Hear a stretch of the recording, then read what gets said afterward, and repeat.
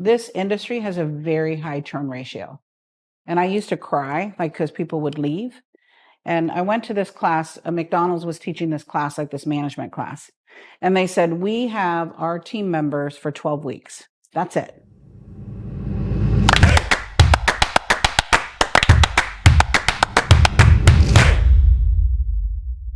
Next, we want to look at your recruiting. What does your recruiting brochure look like? Do you have a manual physical recruiting brochure or an online recruiting brochure?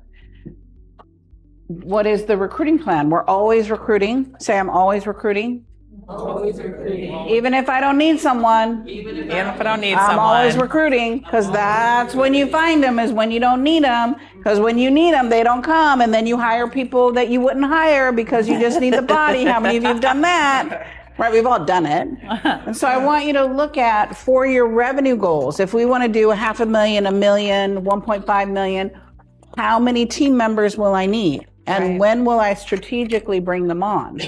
Right? So I promise you, what you think about, you talk about. What you talk about, you bring about. If you're not thinking about recruiting, if you're not thinking I need 3, 5 people, they're not going to come to you. Right? So I want you to be crystal clear. I need this many technicians, this many, management team. I need a social media team, like whatever you need. So it's in a plan, and you're not having to firefight. Your firefighting is lack of planning. One of the things we're doing for recruitment this next month, for the month of February, is buying all the instructors pizza. So we're gonna have like a surprise pizza day for all the instructors at the schools. Cool. So we know, just so that they know, like, we really do appreciate them. So it's part of our recruiting strategy for the first quarter. But that's building relationships. You can't just go into school and go, do you have anybody? I'm not giving you anybody. That is correct. It's a give take. It's both, right? So like I told you, I rehired myself on some positions last year. I'm firing myself this year, but one of it was going into the schools, because I want to have an idea what you're dealing with. Even though I have a team that goes out to the schools, I want to have an idea about what's going on in there.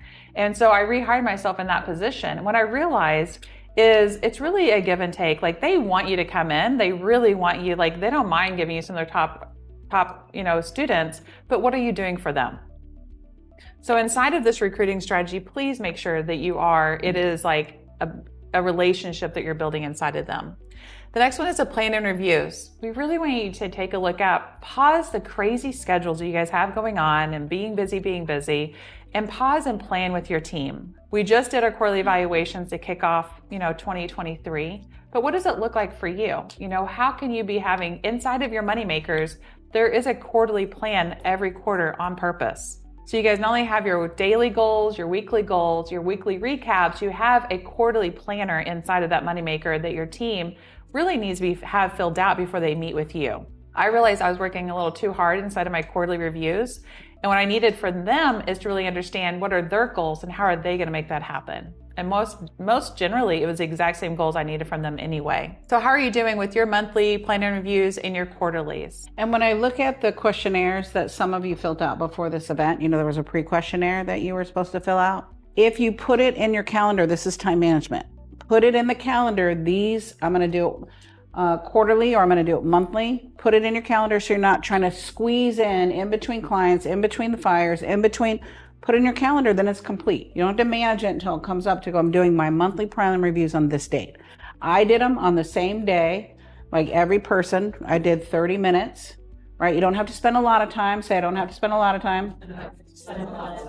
I have to spend the right time. And like Amy said, they fill out the plan and review before they come to you. So you're not doing all the work. You're not doing them. They have to be invested in their career as well. Same thing with training, right? Associate training. Maybe you don't have an associate training program, but you need to put something together so we're training our team on an ongoing basis on service sales and business skills. That reiterates your culture inside of your business. We've got to train them. And your meetings, that you could eliminate a lot of the mismanagement, a lot of the firefighting, a lot of the running around with the chicken with the head cut off by putting them in your schedule. And if people don't show up, there's something missing inside of your culture. You don't get to not show up to my meetings. This is part of the job, right? I'm sick. Great. Zoom in from your bed because you need to hear this information. You don't have to say anything. You can turn the camera off, but zoom in, right? I understand you're sick and you have whatever you have, right? And it should be the exception, not the norm. Looking at your front desk, as a front desk person, I think it's super important that the front desk has a really solid relationship with your service providers. Like, they are really to be in partnership of each other. So how do you have a front desk? What does that look like? What's the job description, the training? Do you have a front desk bonus system? We have a whole system in place to bonus my front desk off if they do the things I really want them to do. That really is the above and beyond stuff. So do you have a front desk bonus system in place? Do you have a manager bonus? For my manager, there's so much that they are responsible for, but I want to bonus them on the results. So looking at, not only do you have for a front desk bonus, but you also have a manager bonus, and that you have a system in place. You have like a front desk manual.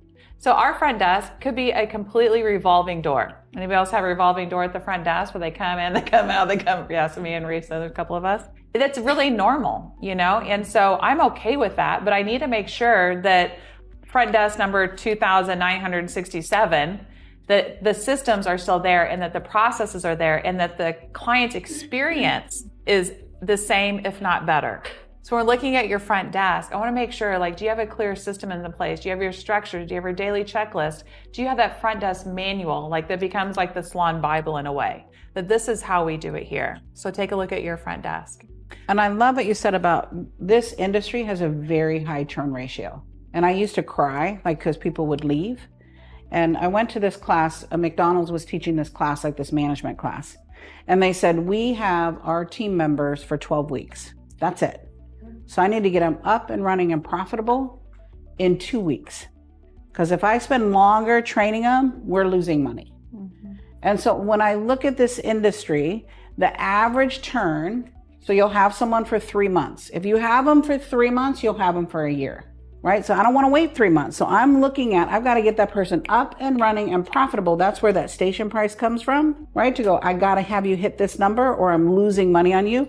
Some of you are just letting people hang out and you're dragging them along because you don't have criteria. So all that criteria needs to be set up front so that you realize what is the turn ratio for front desk. So you don't feel like you're a loser. I was like, I must be a bad manager, a bad owner, because they're just going. And I'll have to say this, typically, I like to have my assistants go to the front desk first so we can see how they work for the 30 days, 90 days. There's a huge difference between my assistants that get to go to the front desk for a little bit period of time before they are assisting versus straight into my assistant training program. Currently, I have 2 people. One has been with me for about eight months and one has been with me for 4 months. The 8 month was at the front desk first. And the difference, having to learn our systems, our clients, the products, our services, all of that, plus being thrown into assistant training program, there's just a huge difference.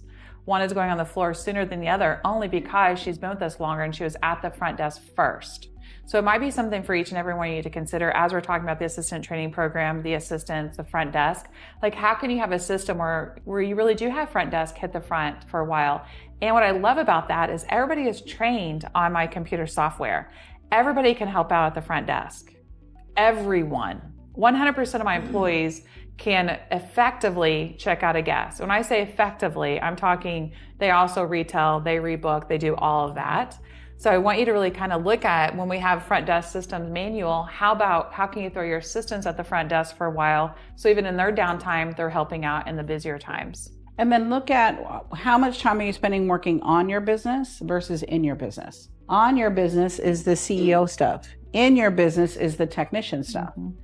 And so as an owner, I have to spend just as much time working on the business, the strategy. If I don't have some kind of manager, then you're going to be either trying to work at night, after you've closed for the day, on the weekends. That's just poor time management. Mm-hmm. If it's not in the schedule, it's not getting done. Say that. If it's not in the schedule. Right. Don't spend dollar time on penny jobs. Right? So hire a good manager. I was talking to Anya yesterday. Let's find a really good manager because you're in a treatment room all day long. You can't manage a business when you're in a treatment room all day long, or you're being a service provider all day long, because that stuff has to get done. Mm-hmm. And if it's not getting done, then you're going to be doing a lot of firefighting. And I don't have time to do firefighting. Right? We're too busy. And that comes inside of clearly defined job descriptions. Clearly defined job descriptions and results-based job descriptions. If I'm hiring a manager for Anya's business, one of the things I want in there is profitability. I want them to manage profitability. I want them to manage up servicing. I want them to manage rebooking. I don't want to babysit. If she has to tell that person how to do their job, they're not right for the role.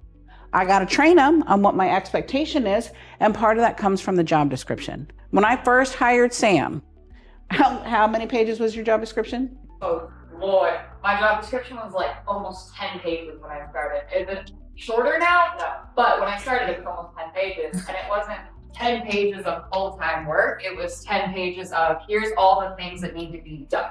So I had 10 pages of paragraphs of here's everything Susie needs me to do to take off her plate. And so I was doing all the things, but not all the time. Does that make sense? Yeah. Lots of things that needed to get done, but I had to clearly write it out and go, I need you to do this. She was overwhelmed at first. I'm like, don't worry, none of it's full-time. Right. But I want to be clear what my expectation is, because people go, well, that's not what I'm paid for. Hell yeah, it is.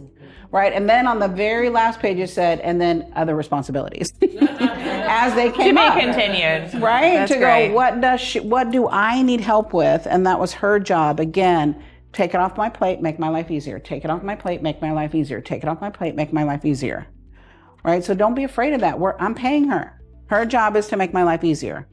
Her job is to make her job easier while we're here. Make sense? And it's only because we got really clear on what needs to occur. Thank you, Sam. Organization chart, who's doing what? Who's doing what? The biggest breakdown will be is, I thought that was Susie's job. I thought that was Amy's job. I thought that was Vanessa's job. Right? So we get really clear whose job is it. So I'm going to that person. Because if I hear one more time, I didn't know I was supposed to do that. Well, you're the frickin' marketing person. Why? Who else's job would it be? It's yours. I didn't know I was supposed to do that. Hit that. How many of you know what I'm talking about? Right? Not just me. Let's get clear. This is your responsibility. So then you go back to, what about the role don't you understand?